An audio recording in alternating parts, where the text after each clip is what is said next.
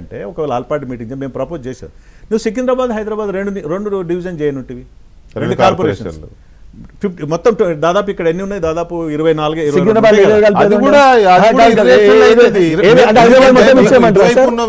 ఇటు మనకి రాజేంద్ర ఎటు తీసుకెళ్తారు.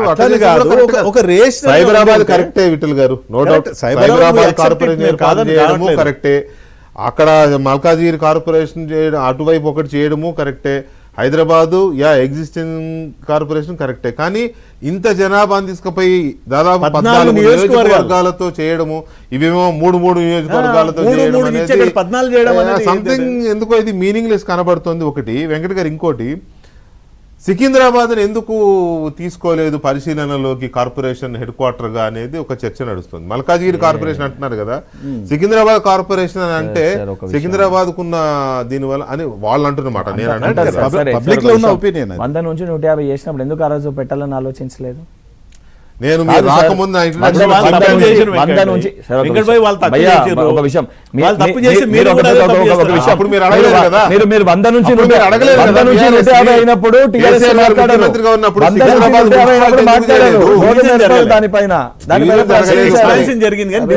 సికింద్రాబాద్ పేరు మీద డివిజన్ ఉందా? లేదు. అన్ని కలిసి జిహెచ్ఎంసీ కార్పొరేషన్ చేసినప్పుడు సికింద్రాబాద్ జిల్లా చేశారా? జిహెచ్ఎంసీ కార్పొరేషన్ ఉంది, డివిజన్ ముక్కలు చేయలేదు కదా. ఇవాళ ముక్కలు చేయడం ద్వారా వచ్చే పరిణామం చేసినప్పుడు ఎవరు మాట్లాడలేదు, ఇది చేసినప్పుడు ఒక మాట్లాడే ఇది ఉండదు, నైతికత బీఆర్ఎస్ ఉండదు. మీలాంటి వాళ్ళు అడగొచ్చు, అది వేరే విషయం. ఎగ్జాక్ట్లీ నేను అనేది ఏంటంటే ఈ రోజు జరగబోయే పరిణామాల గురించి మనం చర్చించుకుంటున్నాం. రేపు పొద్దుగాల శాశ్వతంగా ఎంఐఎం ఏదైతే హైదరాబాద్ ఎంపీ మేయర్ ఎందుకు సార్ అంటే ఓల్డ్ సిటీ ప్రజలు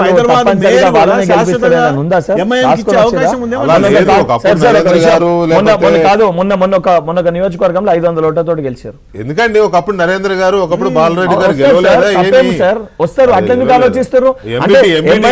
రాసి ఇచ్చినట్టు మరి ఎందుకు పోటీ చేస్తారు అక్కడ? కానీ లోపాయికారిగా బీఆర్ఎస్ తప్పు ఎక్సెప్ట్ బీజేపీ ఓల్డ్ సిటీలో ఎంఐఎంతో తలపడట్లేదు, సీరియస్ గా తీసుకోవట్లేదు. కాంగ్రెస్ గానీ బీఆర్ఎస్ గానీ ఎక్కడ సీరియస్ గా తీసుకుంటారు? బీజేపీ సీరియస్ గా తీసుకుంటుందని మీరు అనుకుంటారు. నా ఒపీనియన్ ఏముంటది, ఇతర రాష్ట్రాల్లో ఓట్ స్ప్లిట్ చేయడానికి ఎంఐఎం ని ఇప్పుడు ఎంఐఎం పైన ఇన్ని ఆరోపణలు చేస్తారు. వాళ్ళు కేంద్రంలో 12 ఏళ్లకెళ్ళి అధికారాన్ని ఉన్నారు. మరి అసదుద్దీన్ దేంట్లో లోపలేసారా వాళ్ళు? దేనిపైన చర్యలు తీసుకున్నారు? 12 ఏళ్లకెళ్ళి అధికారంలో ఉన్నారు, ఇన్ని ఆరోపణలు చేస్తారు. సెంట్రల్ గవర్నమెంట్ లో వాళ్ళు ఉన్నారు, 100 అలిగేషన్స్ పెడతారు. చర్యలు తీసుకురా? ముఖ్యమంత్రి లోపలేసిండు అక్బరుద్దీన్ స్టేట్మెంట్ ముఖ్యమంత్రి వేసిండు లోపల. రాష్ట్రాల్లో ఎంఐఎం పోటీ చేయడం ద్వారా అక్కడ ముస్లిం ఓటు బ్యాంక్ చీలిపోతుంది, బీజేపీకి లాభం జరుగుతుంది అనే చర్చ జరిగినప్పుడు ఎంఐఎం తోని బీజేపీ వెనక నుండి చేపిస్తుంది అనేది ఆయన పశ్చిమ బెంగాల్ ఎంఐఎం రాష్ట్ర అధ్యక్షుడే రిజైన్ చేసి ఆరోపణ చేసి రిజైన్ చేశాడు. ఎంఐఎం పార్టీ దేశవ్యాప్తంగా పోటీ చేస్తే మేమెట్లా ఆపుతాము? మాకేం సంబంధం? వాళ్ళ డిఎన్ఏ వేరు, మా పొలిటికల్ డిఎన్ఏ వేరు. ఒక పార్టీని ఇంకొక పార్టీ ఆపలేదు కదా, ఆపజాలదు కూడా. కానీ డిఎన్ఏ వేరు అని అంటే రాజకీయాల పొలిటికల్ డిఎన్ఏ అంతా ఒకటే. అందులో ఇక ఏమైనా సిద్ధాంతపరంగా ఏమైనా ఉండొచ్చు. అయితే ఇక్కడ ఫైనల్లీ హైదరాబాద్ నగరం విస్తరించింది కాబట్టి ఈ కార్పొరేషన్లు ఏర్పాటయ్యి లాభపడుతుంది. ఎందుకంటే ఓఆర్ఆర్ అయిపోయింది, ఇప్పుడు తిరుమల రీజనల్ రింగ్ రోడ్ వస్తుంది కాబట్టి ఇవి అవసరం అవుతున్నాయా వెంకట గారు? లేక ఇవి చేస్తే విస్తరణ ఇంకా వేగవంతం అవుతుంది, మనం అనుకున్న ఫ్యూచర్ సిటీ, మీరు అనుకున్నారు కదా ఫ్యూచర్ సిటీ, ఇలాంటివన్నీ కూడా తొందరగా వేగవంతం అవుతాయి. ఇది జరిగిన అది జరగాల, అది జరిగినది ఇది జరగాల, ఏంటి ప్లాన్ ఏంటి? ఇప్పుడున్న పరిస్థితి పొలిటికల్ కాసేపు పక్కన పెడదాం.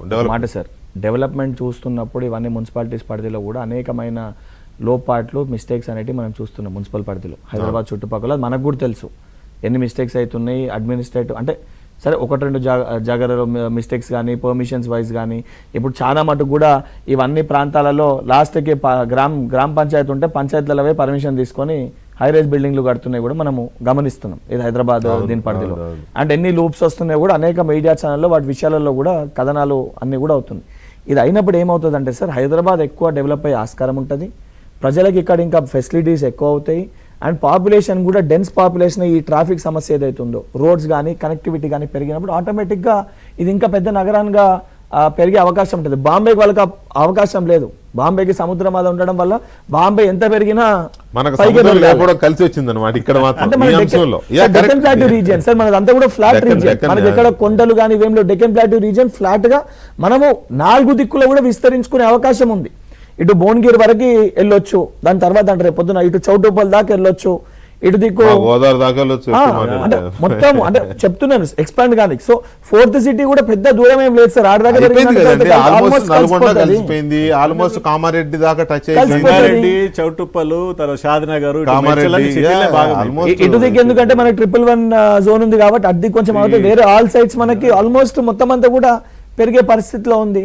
అండ్ హైదరాబాద్కి డెవలప్ గానికి మన నగరం అభివృద్ధి చెందితే సరే, ఉన్న దాంట్లో అభ్యంతరాలు సహజం. ఒకటి అయినప్పుడు ఎలక్షన్స్ ఈ రకంగా అయితే ఇంకొక పార్టీకి పొలిటికల్గా వాళ్ళకి లాభం అవుతుందా వీళ్ళకి లాభం అవుతుందా అని పక్కన పెడితే ప్రజలకి ఇది ఉపయోగకరమా కాదా అనే దానిపైన చర్చ జరగాలి. Yeah, అది point ప్రజలకి ఇది అదే. ఉపయోగకరమా కాదా అనే దానిపైన చర్చ. హైదరాబాద్